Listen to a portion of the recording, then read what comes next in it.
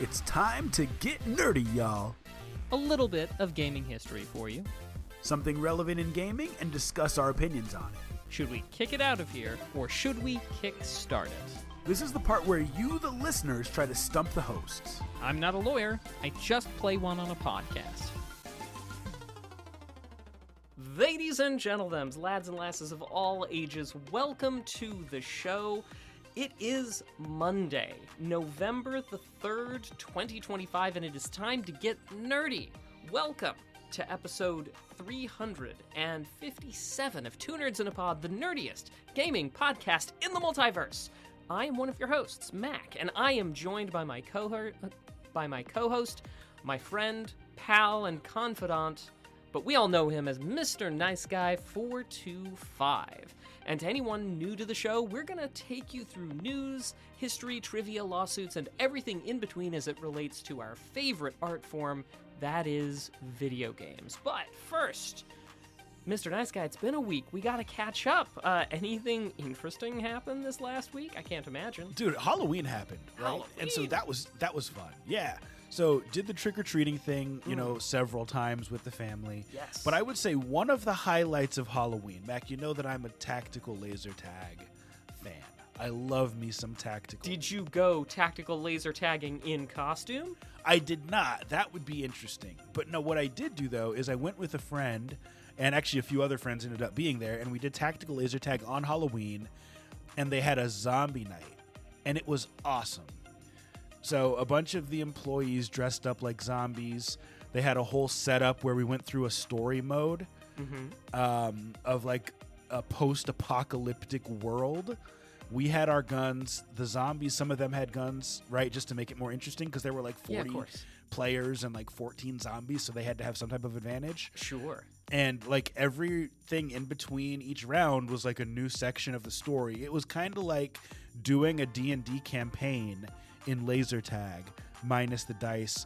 Shout out to Battle House in Waukesha. Phenomenal job with that zombie night. It was a lot of fun.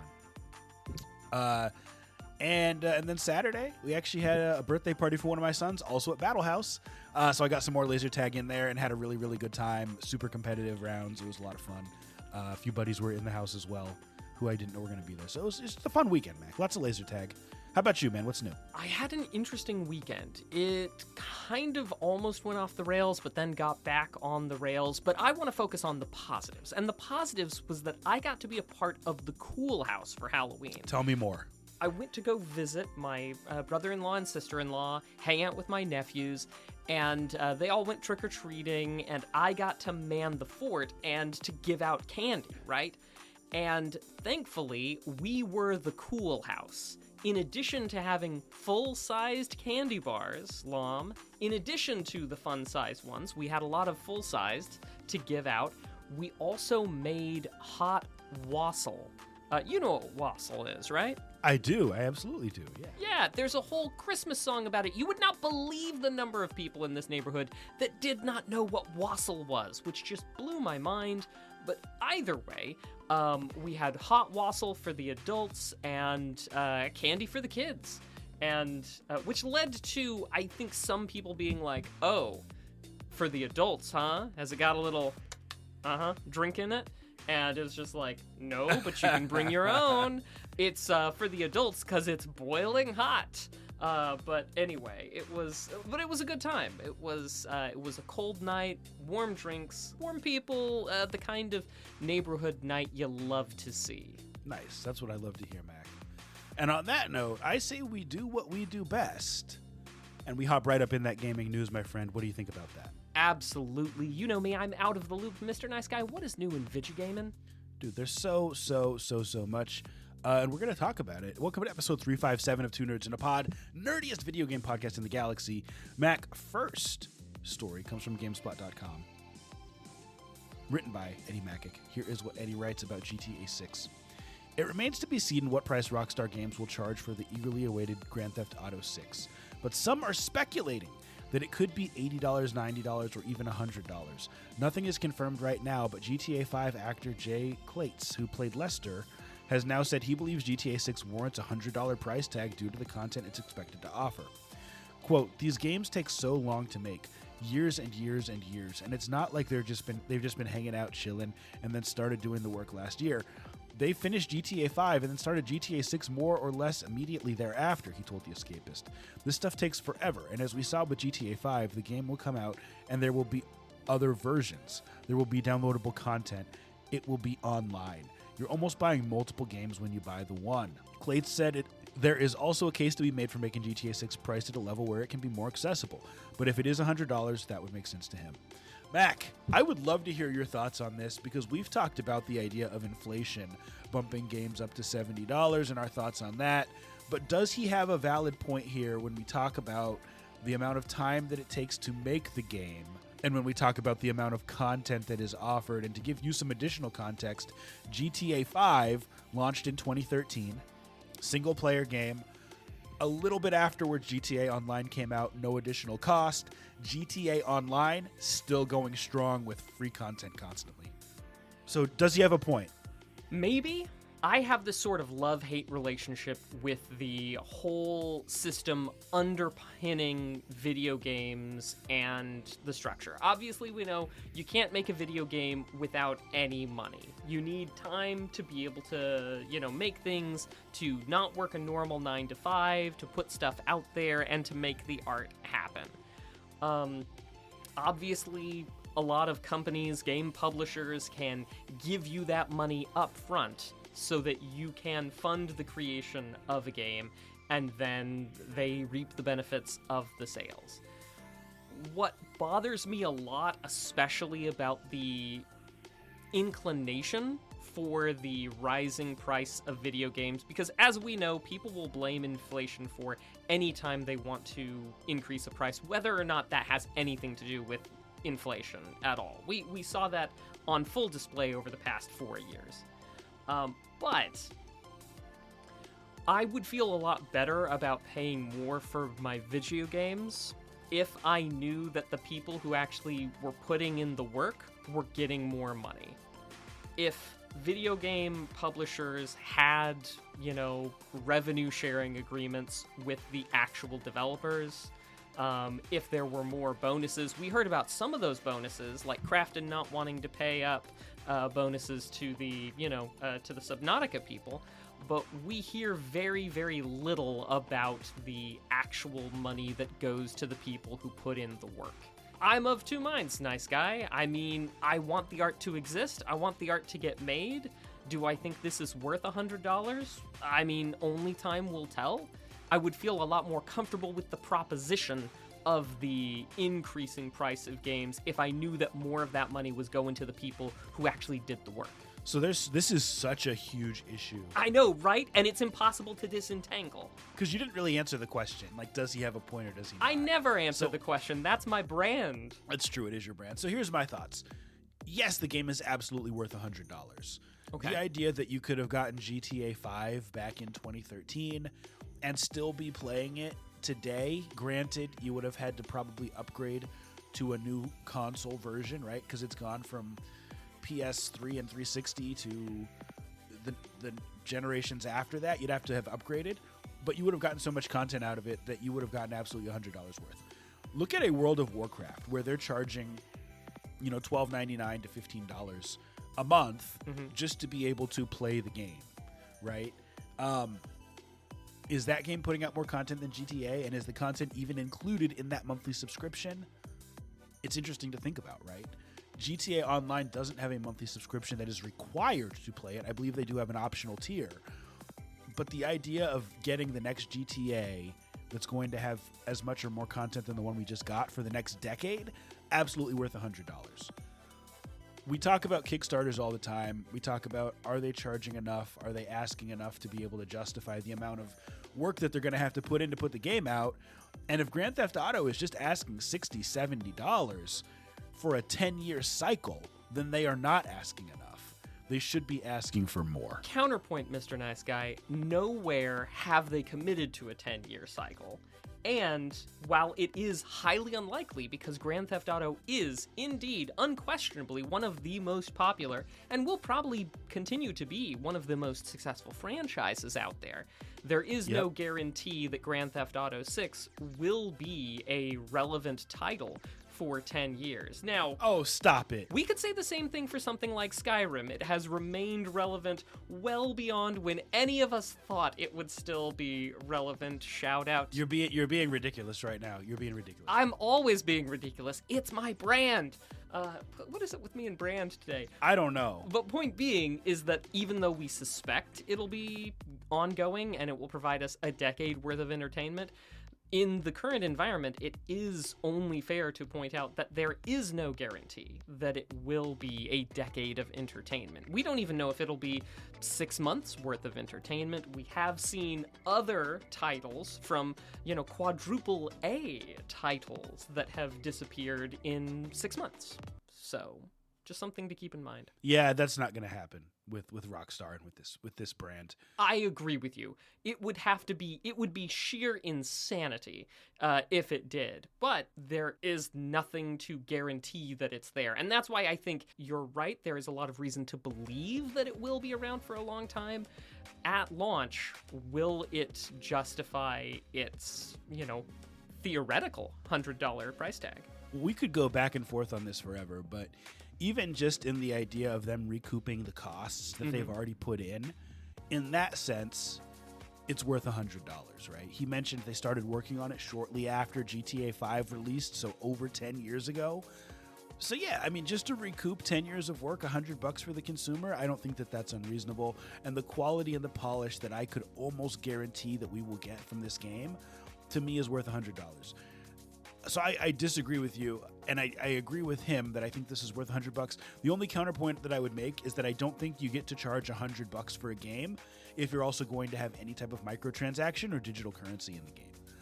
Like, if you're going to put that in there, then use that as the way of recouping your costs rather than charging more upfront.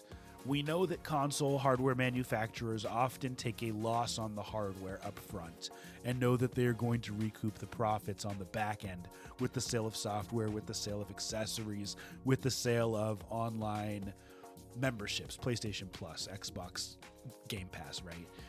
This could be a similar model where you charge $70 and you know that you're going to get more over time in some format. So, Mr. Nice Guy, I know this isn't directly on point to this, but you brought it up, so I kind of want to question, where do you think, for you, and I understand it can be a fuzzy line, but where do you think the line should be of one-time purchase, a purchase and microtransactions, or microtransactions only?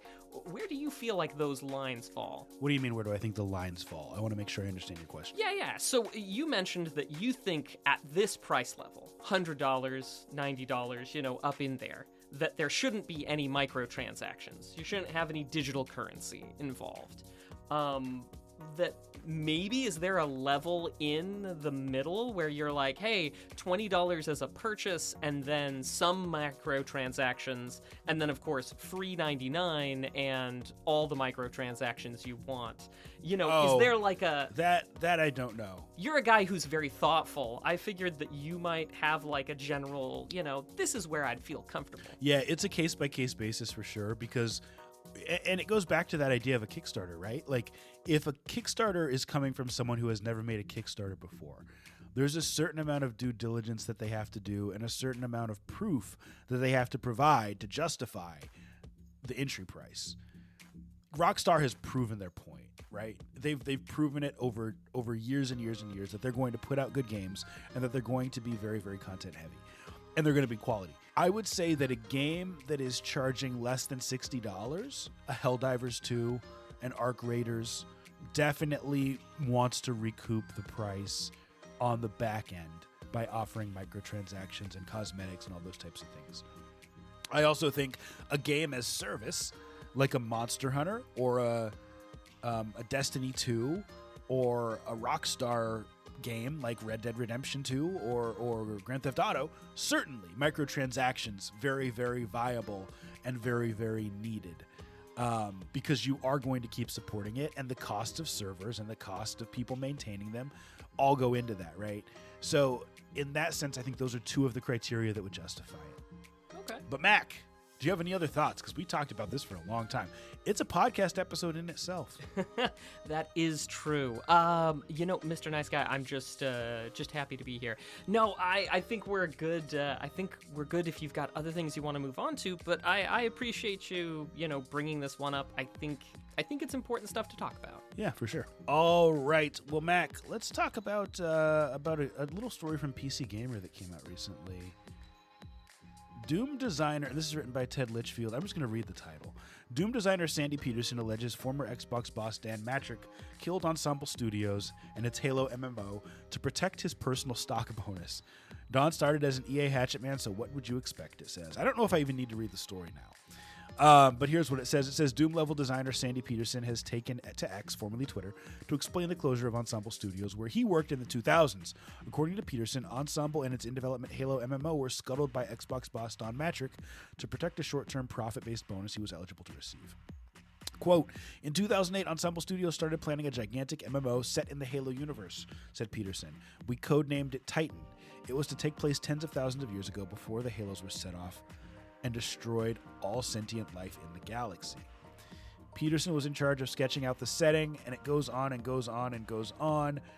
But it says that Peterson claims the lowest estimate we and Microsoft had for the game's total income was $1.1 billion, which is staggering for any game to pull in. For context, Deadline reported in 2021 that the entire Halo franchise had reached 81 million copies sold at the time.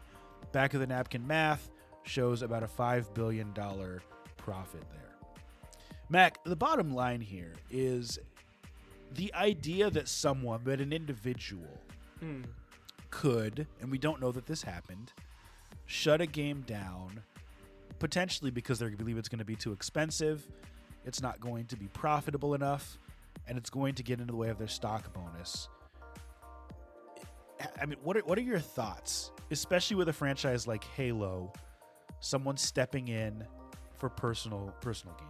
I would not be surprised because I feel like I see in the world around us a lot of very powerful people in the games industry making short-sighted decisions to maximize immediate profits and to, say, I'm not going to be around to deal with the fallout. I think it wouldn't be the first time we've heard of something like this. Obviously, the Crafton v. Fortis Advisors, the Subnautica 2 thing, that's very much alleged, but it is very similar fact patterns. But yeah, it certainly wouldn't be the first. Going back as far as I can remember in video games, we have had people who were in positions to decide whether or not something should go and be like, it's either not going to produce enough, so shut it down. I believe that was the calculus in so many of those video game closures that we saw in studios in 2024 and the like. So it certainly is possible. It's even probable. And I wouldn't put it past somebody to make that kind of decision. So here's my only thing with this. I would like to think, and I know that every case is unique, but I would like to think that not only in the games industry, but just generally in the tech industry, there are enough checks and balances to stop one person from making this type of decision and saying, hey, I want my stock bonus, so we're going to stop this, especially with a franchise with an IP as big as Halo. That said, one person can also be extremely influential. And if they call in a favor, or they have other people who are also likely to get stock bonuses, or maybe that person's bonus is based on their being loyal to the needs of what their boss wants, then that type of quote-unquote voting could be influenced, right? I guess the only thing that I don't know that I believe is if Microsoft is aware that this is something that's being made. With Halo, it's not something that they just throw out there. Right? There's not like think about Mario. We have Mario Tennis, we have Mario Soccer. Mario as a brand, as good as it is, sometimes feels kind of watered down. I don't really feel that way with Halo. And so I feel like if they're going to make a Halo game, it's going to be very deliberate, and that they would not just allow this work to be put in to have it canceled by one or two people who want it canceled. That said, The Last of Us Factions, also a very, very beloved IP that was ended because of costs and the potential for microtransactions not being what they thought they'd be. So I don't know, but if this is true, very sad. Yeah, no, definitely. And I mean, to your point, I would also like to think that there are more people than just one person's whims, but I mean, I don't know. I feel like I've watched an awful lot of people's whims going on. And I feel like I said, I think dating all the way back, I think about something like Star Fox 2. We had a chance to see that one released on the SNES Classic, and that was an almost completely finished video game. It's a good point. I know that there are other examples throughout gaming history, but I know that we've got, I'm sure, with a few minutes of research, we could probably come up with 10 to 20 games that were almost finished, almost ready for production, but for one reason or another were canceled by the big wigs at their studio. So yeah, well, dude, we got to keep it moving. There's so much news, but we're gonna end the news for the week right there. All right, well, Mr. Nice Guy, let me take you on a little journey into the past. Some very cool things went on this last week in years before, and I think we need to start in November, well, where we are, in 1972, because the game Pong, for the old arcade, those cabinets started shipping. Now, Atari had already put out a few prototype Pong cabinets in August, and, they're at the end of the summer, but they first started offering Pong as a commercial product in November, with people actually able to get their hands on them. Previous to that, there was just the one or two prototypes that were sitting in a bar here or there in Silicon Valley, or what would eventually become Silicon Valley, that were being overloaded by having too many quarters inside of the Pong cabinet, as we've all heard that story. Arguably the real beginnings of the arcade. In 1998, we hop forward a little bit to the release of Crash Bandicoot Warped on the PS1. This, of course, if you've been here before, you know this is a title near and dear to my spouse's heart. Favorite game for them. Obviously, my allegiances lie elsewhere, but I can appreciate the art form. I can appreciate what Crash Bandicoot brought to the gaming sphere. It was kind of the mascot, right, Mr. Nice Guy, for the PlayStation 1? Yeah, in the beginning, initially, absolutely. Yeah. I mean, I have this vivid memory of a dude in a Crash Bandicoot outfit with a megaphone in the Nintendo of America parking lot, being all sort of churlish and yelling stuff at the does that remember, or did I invent that? I don't remember that. That may be a made-up memory, or you may just have more knowledge than me on that, which is probably the case. No. I think it's out there. I'll look and share at some point in time. But Crash Bandicoot Warped, got to mention it when it comes up. And believe it or not, Mr. Nice Guy, an interesting game that came to the forefront happens to be a Mega Man game in November. Who would have thought Mac would want to talk Mega Man? But it's not the Mega Man games you're thinking of. The end of October, beginning of November, we had an amazing release. It was a ROM hack called Rockman 4 - Infinity back in 2016. Now, Nice Guy, I know that you have a special place in your heart for some of the Game Boy Mega Man games, right? Yeah, and I would say more so than that, Mega Man X, probably the one that was most influential in my loving of Mega Man. Super Nintendo, I still think one of the best Mega Mans ever made. Oh, I think you're probably right. They are some very good games, the Mega Man X franchise.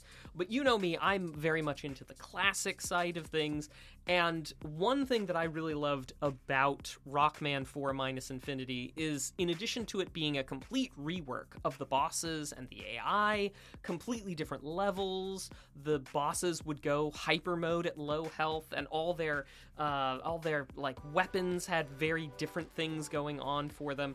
That what was most intriguing about it was the inclusion of the robot masters from the Game Boy games, like the Terra and Ballad and Punk and Anchor.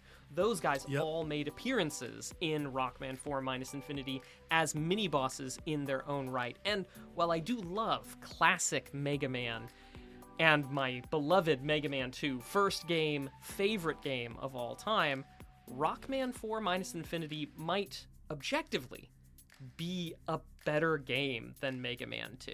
What? Yeah, it is that good. I get it. I get what you're saying. So, I didn't have a lot for gaming history today, Mr. Nice Guy, but I did have that, and I stand by it. Even though I do love Mega Man 2, Rockman 4 Minus Infinity is a more enjoyable experience. It has more things. It is better balanced. And if you're in the mood for a classic Mega Man gaming experience that you've never seen before and will just kind of delight and surprise you, Rockman 4 Minus Infinity, you can play it on an emulator near you. Nice. I like that. I like that. Well, Mac, thank you for that. And now it's time to move on to our topic of the week, a segment where we discuss something relevant in gaming and give our opinions on it as longtime gamers and members of the podcasting industry. Mac, I want to talk to you about something different than we typically talk about in this segment. I want to talk to you about a piece of hardware. And I want to get your thoughts on it, and if it's something that interests you, if it's something you've heard of already, and if it's a handheld that might be up your alley. If you want to Google it while I'm talking, this is called the Ayn Thor, A-Y-N space T-H-O-R. Just in case you want to see some visuals as I go over what this thing is. So here's an overview, and this is the AI overview on Google. It says the Ayn Thor is a dual-screen Android gaming handheld designed for retro emulation and modern Android gaming, featuring a clamshell design with 2 OLED displays. It runs on a refined version of Android 13 and is powered by a Qualcomm Snapdragon processor, with different models offering either a Snapdragon 865 or a more powerful Snapdragon 8 Gen 2 chip. Key features include Hall effect joysticks, a sophisticated cooling system for performance, and display port output for big screen gaming. Max, so this is interesting because we have a lot of ways of emulating games. Mm-hmm. We do not, as of yet, have a really, really good way of emulating Nintendo DS and Nintendo 3DS games. And there's a few reasons for that. One is the need for dual screens. There just aren't a lot of options there unless you're using something that is just a big screen like the Steam Deck and somehow dividing it into 2 screens, which kind of looks weird. It doesn't quite give you the same feel. Mr. Nice Guy, you speak very confidently about that seeming strange on the Steam Deck. Have you done it? I have not done it, but I've seen videos of it being done. And as someone who had the 3DS and the DS, it just doesn't give the same feel as those original games do, which goes back to the idea of kind of needing original hardware or something that is similar to original hardware. Additionally, there were certain games that required a stylus. And so you really need to have a stylus that is compatible with your device in order to experience those types of games. Like my beloved Spirit Tracks. Zelda Spirit Tracks, yeah, exactly. So my question for you, Mac, and let me just tell you, I've been watching a lot of reviews of this piece of hardware. I'll go over prices in a minute before we get your opinion. But the cool thing about this is that it is effectively a PC that has 2 screens. So think about the possibilities here. You can have one screen playing a game, whether that is a 3DS or a DS game, or whether it's emulation of some other kind. And then you can have the other screen playing a movie, streaming a music video, multitasking, right? And so one of my questions for you is going to be, does this appeal to you more because of the multitasking aspect? But before I get your opinion there, I want to tell you the price point of this because I feel like that's important info for us to know. So this is directly from their webpage. And of course, as with many of the Ayn products, there are multiple price points. So you can get the light version, which is 128 gigabytes of storage for $249. The base 8 has a little bit better of a processor, I believe, but same amount of storage for $299. And bottom line, you can work your way all the way up to the max for $429, which comes with a terabyte of space. I have seen videos of this playing Silk Song. I have seen videos of it playing Little Samson on the top and Snoop Dogg video on the bottom. or a movie on the bottom. Like, the possibilities are endless. It is OLED. It is clamshell. What do you think? In theory, I absolutely love this. I have Right. a small emulated Game Boy through Game Boy Advanced that I like to take on like trips with me because it's easy for me to stick in my pocket. This seems like it would be a little bit larger than a phone, but mostly in thickness, right? Yep, and it does fit in the pocket. I've watched some reviews. Yeah, so I feel like that would be just fantastic for taking on the road with me because while I do enjoy taking the Steam Deck with me, it is a little bulky, objectively. Yes. And Yes. so the price point's pretty darn good. Now, I don't know if I would use it for multitasking, like, watching Snoop Dogg while I play my Silk Song, but I do think, well, I mean, I'm a big fan of him and his 19 Crimes. Right? That's 19 Crimes? Yeah. But I do think that I do think that I would get a lot of mileage out of it, particularly to enjoy the Nintendo DS and 3DS games, because those are actually some games that I basically, with the exception of like Spirit Tracks and such, have mostly never really tried out. I had a Nintendo DS for a short period of time, but then it stopped working, so yeah, unfortunately, I missed out on a lot of really good titles. And I know, Mr. Nice Guy, last episode you were talking about some of your sadness about not getting handheld specific games in the future and not having that development. Correct. Just because of how you felt like the art form of the, and I hope I'm doing you justice here, but that you felt like the art form of the handheld lent itself to some tremendously unique experiences. And I'd love to experience some of the things that you love so much that I completely missed out on, and this looks like it could do that for me. And that's the thing, like A Link Between Worlds, I think about games like that, just phenomenal experiences that can now be re-experienced without having to go out and purchase a Nintendo 3DS. My Nintendo 3DS broken by one of my kids when they were a baby. So I don't have a Nintendo 3DS, and I do have a decent-sized 3DS library, right? So the idea of being able to emulate something like this is very, very appealing to me. I think about the number of times that I watch a movie while I'm gaming on handheld or while I have something else going on in the background, and I think that this is just a really, really cool way to do it. The one thing that I dislike, that I wish they had included, would be Bluetooth. And as far as I've seen from the reviews, it's not included. Simply because it'd be nice to be able to connect my AirPods and not have, especially if there's going to be like a little bit of sound from both things, right? You're on a plane, you really want to maybe watch a movie and turn off the sound from the screen that has the game on it.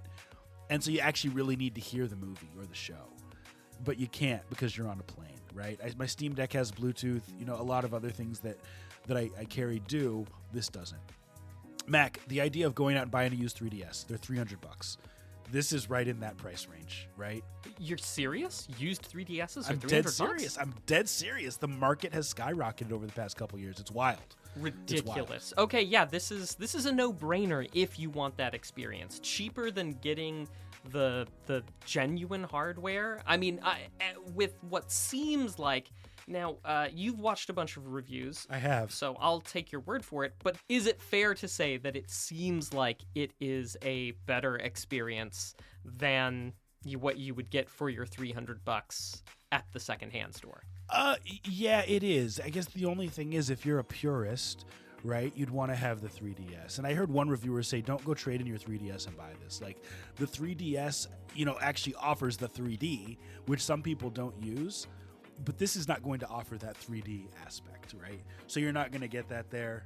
Additionally, this is emulation, and emulation is generally not as smooth as actual cartridges or actual physical games. And so if you have a big library, unless Analog comes out with something that will actually play your old software, then this is kind of your best option. Mac, the last question I have for you about this, one thing that I have as kind of a pet peeve, the industry convincing us to buy the same thing over and over and over again. You have a phone. You also have a tablet. You also have a laptop. I'm saying you, it's like people in general, right? Yeah. Do you think that this offers enough of a value proposition in terms of its uniqueness to justify the purchase?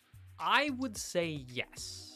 It's coming from somebody who wants to experience the 3DS Nintendo games, but doesn't really have a way to do that, and this is a great entry point for me.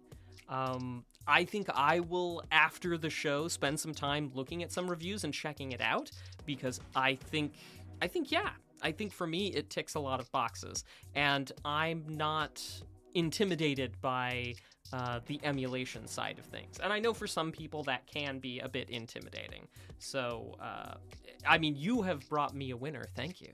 Yeah, this could replace the Steam Deck. I will tell you, as you watch reviews, if you start considering this, there are other options in this market. But to me, this is the coolest one at this point.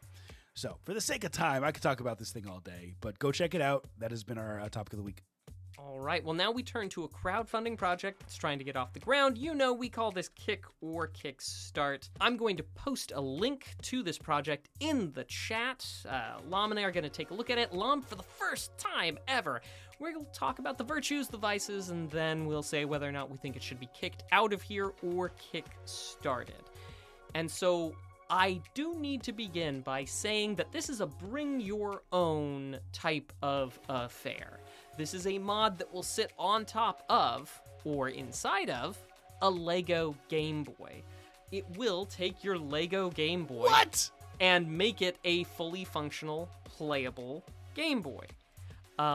Inside, there's going to be a Raspberry Pi Zero on the back end, being powered by a couple AAA batteries, and then a screen and, of course, the button contacts that you need, but it will turn your $60 Lego Game Boy into a fully functional Game Boy for a mere $140-ish. There was an early bird tier to get one of these for 100 euros, but those are all sold out. So $200 all in for a fully functional Game Boy. Now, obviously, because it's a Raspberry Pi Zero, we've talked a lot about emulation, and this will be making use of an emulator, of course, to do your Game Boy games. Obviously, you got to bring your own ROMs as well, but it is an opportunity to take a piece of artwork, Lego artwork, and make it a piece of functional gaming. So yeah, that being said, Mr. Nice Guy, there's not all that much more to it than this, but I welcome. What are your thoughts, my dude? I mean, this is just cool. Like, yeah, it's amazing to me how creative people are. And I'm sitting here and I'm watching this video. Mac does not send this stuff to me in advance. Amazing, right? I mean, I guess the only concern is what happens if you drop it, but that same logic applies to a real Game Boy too. Fair. But although those old gray bricks were darn near indestructible. They were. Speaking as somebody who had one and threw it around all the time. That's 100% true. It'll be interesting to see what this does to the price of the Lego version, right? Because I won't steal your thunder, but it looks like this Kickstarter is doing pretty dang well. Mm-hmm. And so, like, this could directly affect the market and the scarcity of the physical Lego thing. If you're a purist, go just buy a Game Boy. But if you're someone who likes to tinker and someone who likes to have cool and unique stuff, and you really like the Game Boy era, I would say this is awesome. This is very cool. Yeah, I thought, I mean, I know your love for the Game Boy, and this just really jumped out at me. Love it. Of course, as Mr. Nice Guy alludes to, they sought a 100,000 euro goal in order to bring this project to life. They've exceeded that at 358,000 euros or 413 US dollars. And the estimated delivery date is supposed to be March of 2026. So obviously you're not going to get it in time for Christmas, but could you get it in time for summer vacation? Sure. Now, they have said that the prototype is already built and tested, and that there are some kits that they've already sent out to people to try it out. They are going to be begin assembly and final verification, and then from December onwards, kits will start shipping out to the backers around the world.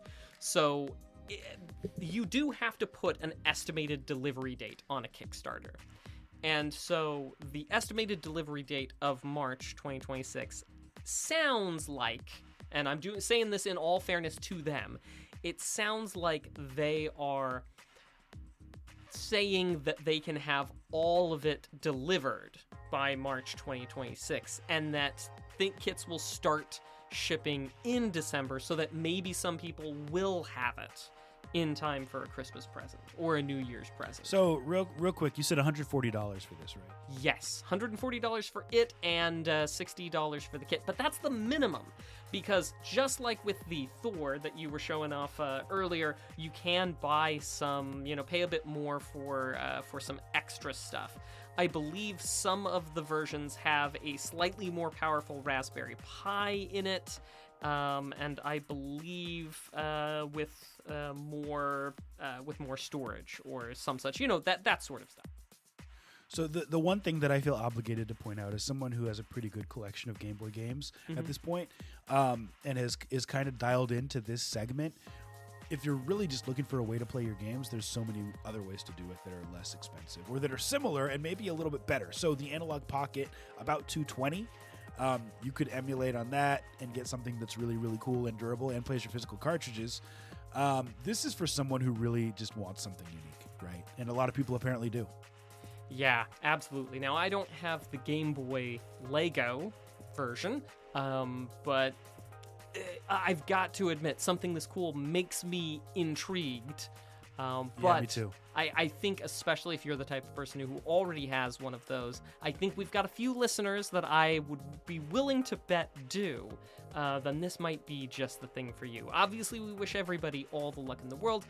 I would say kickstart on this, although I am a little bit hesitant always when there is a hardware project from somebody that I've never seen them deliver on anything before, but it's a great design, and if they can in fact deliver, then this would be a lovely thing to have on your shelf. Oh yeah, I've seen that Lego Game Boy before. Oh yeah, but have you seen it like this? Yeah, it's pretty sweet. I definitely say kickstart this. I think anyone who owns a Lego Game Boy, you should definitely check this out. I wouldn't go buy one to then do this, but I would check this out.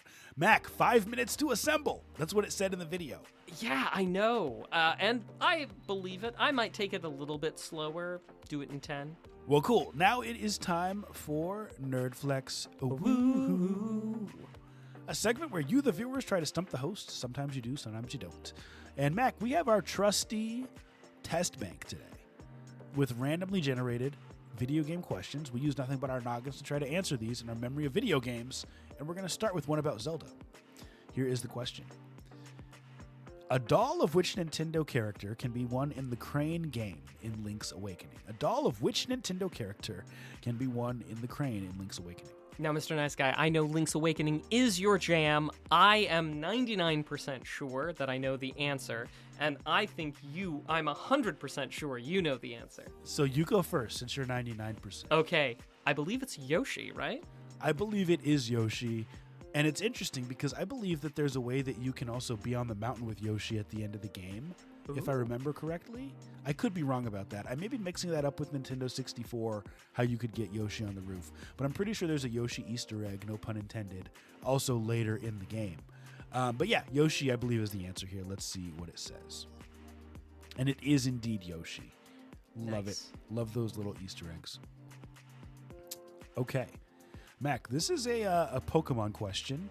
Ooh. And it's a red one. It's a tough one. It says, what was the name of the episode that famously caused over 700 children to have seizures? Okay, so look, I have a general idea. I can tell you generally that it involved Pikachu, and yeah, that's it.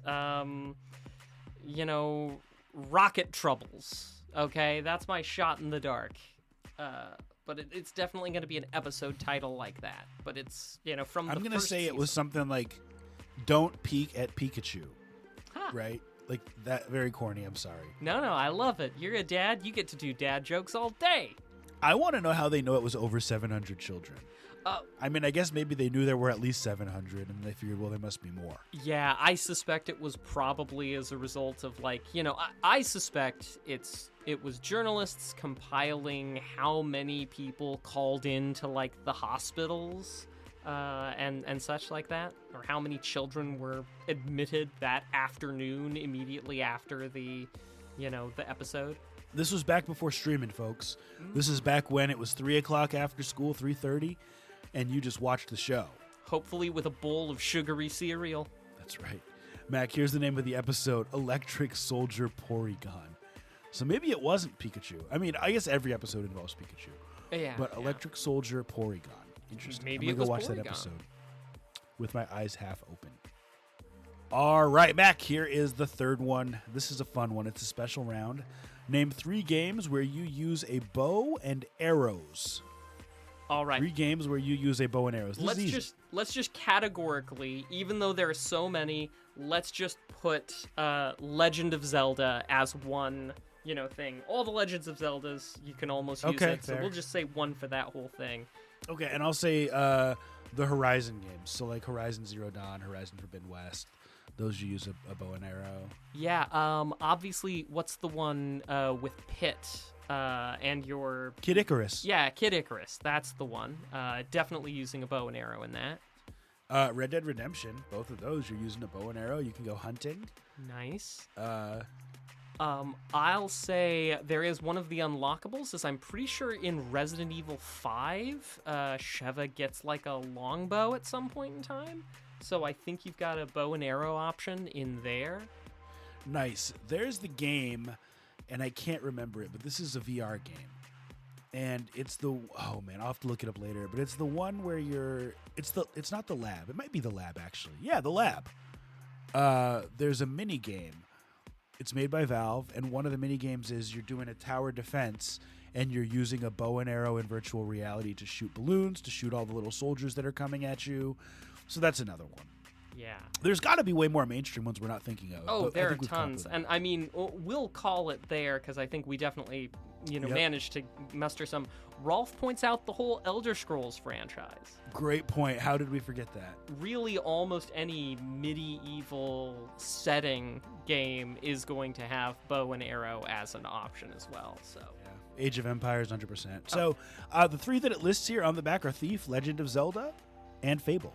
But obviously we named a bunch more. Yeah. And that, ladies and gentlemen, has been our Nerd Flex. All right. Well, now we turn to a little bit of legalese. Legalese. As you know, I am not a lawyer. I do just kind of play one here on a podcast. We are talking today about a case that we have covered in the past, Nintendo v. Kagan. We talked about it first in episode 326. Of it, Mr. Nice Guy recently said in episode 355 that it's silly that Nintendo asked so much. They were asking for millions. They claimed that the pre-release streaming of their games, quote, direct from the suit, causes Nintendo tremendous harm, including millions of dollars of monetary harm from lost video game sales, end quote. And they claimed that they were damaged to the tunes of so much money because people seeing Mario and Luigi Brothership and Echoes of Wisdom before they were released was just huge. Now, last episode, I mentioned in passing that Nintendo additionally claimed in further commentary that, quote, here, the amount of money sufficient to remedy Nintendo of America's injury would be extremely difficult to quantify, but it is indisputable that such an amount would be large. Therefore, the money at stake in this motion is nowhere near an amount that would compensate Nintendo of America for the seriousness of the defendant's conduct. End quote.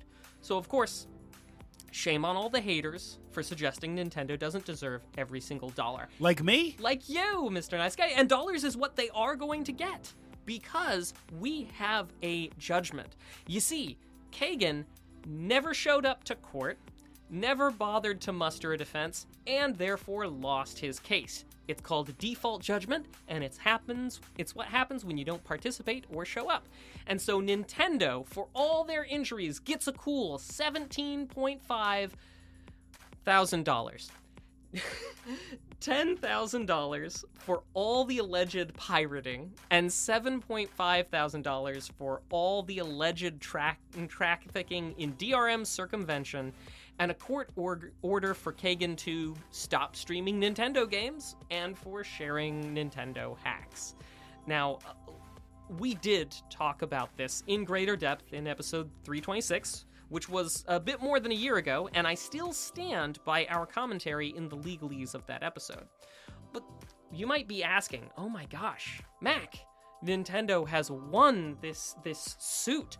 What does this mean? What will this happen? What future changes? And the answer is not frightfully much. Nintendo will claim that they won their lawsuit, which they technically did, but they didn't get a court to say that emulators are illegal, which they worked really hard to pitch in this and every single lawsuit they bring. All they succeeded in doing was getting a few $1,000s ordered out of somebody who never showed up to court. However, who probably was advised not to show up by a lawyer. I mean, that's the interesting thing. In a default setting, you are usually worse off if you don't participate in the process. Usually the judges will take the maximal position on whatever sorts of things. A good example is, Alex Jones, right? He was involved in multiple lawsuits, and he didn't bother to adequately participate in them.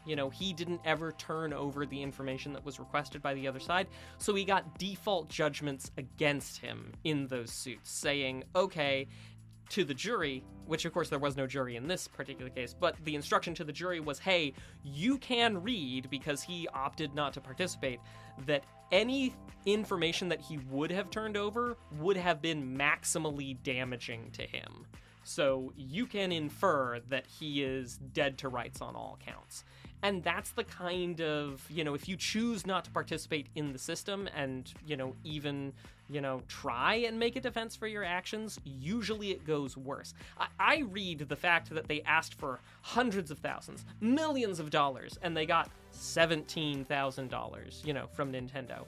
That the court very rightly didn't think that there was nearly as much damage as Nintendo of America claimed that there was.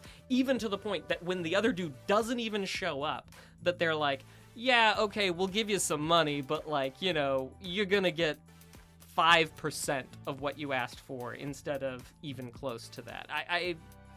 That's just my read on it, but who knows? I wasn't there. Either was he. Exactly, Mr. Nice Guy. Mwah. Chef's kiss. And while that isn't the law, that is legalese. Nice. Dude, that's awesome. He probably saved so much money, not only by not having to pay them what they were asking, but also by not paying for a lawyer. Maybe he did pay for a lawyer, though. Once again, maybe that's why he was not there. We'll never know. Well, Mac, that has been our show. But before we go, we have one last segment called What We've Been Watching and What We've Been Playing, where we talk about all the cool, nerdy stuff we've been into across all platforms, streaming services, even maybe some nerdy books and music we've been listening to or reading. And if you're here live, let us know what you've been watching and playing. We're always looking for new stuff. Mac, what you been into, buddy? So I don't have that much because I've been, bogged down with other things, but I have been playing Silksong. I've got to get to the end of Chapter 3, and it is taking me time. As for watching, though, I did recently start with my sister-in-law. We started a new thing on Amazon called Ghosts, and there's both a US and a UK version. We're watching the UK version. Very, very good. And I've mentioned many times in the past that I'm watching a television series called Taskmaster. And what's interesting is on this, show, there are a lot of people involved who either have been contestants or are currently contestants on Taskmaster. So it's staffed with a whole bunch of fantastic UK comedians. Nice. How about you, Mr. Nice Guy? What are you watching and playing? As far as watching, still just like The Walking Dead. Fear the Walking Dead, right? Been in that. I'm in season 3. Really enjoying it. It's not as compelling because it's not based on the comics, but I really like the characters, and it's a dope show. I like zombie stuff. As far as playing, still playing a lot of Battlefield 6. Recently picked up Arc Raiders, which I had tried the beta. It's definitely not a Maction game, but for those who like extraction shooters, almost in the style of like the Last of Us factions that existed, it's a really, really fun experience. Proxy chat, beautiful game. At that $40 price point that we got Helldivers 2 at last year, and it's really, really good. It may break my top 5 this year, which makes me even more excited to chat with Smenis in a couple months, in a couple weeks, to talk about our games of the year, because I'm having a ton of fun at this game, watching videos, learning more, teaming up with random people, and just having a good time with the community. So check out Arc Raiders if you like that type of thing. And Mac, that's it for me. Yeah, so just a quick shout out, Rolf, who's been playing D&D 5e and Avatar The Last Airbender, the TTRPG, which I've heard good things about, and video game-wise, Nordic Ashes and Warhammer 40k Battle Sector. Why don't you take us home, sir? Thanks, everybody, for coming out to the show, for helping make episode 357 what it was. Y'all are fantastic. Thank you for being here live. Thank you for listening to us after the fact on the podcast platform of your choice. Just remember, you're always welcome to the live recording on twitch.tv/2nerdsinapod at 7 p.m. Pacific, 9 p.m. Central. You know, throw out that nerdy trivia, try and stump us, give us what you've been watching, you're playing. We're always looking for recommendations. But until we see you next time, remember to be excellent to each other and keep it nerdy. We love y'all. We're under an hour. Let's go, Mac. See ya.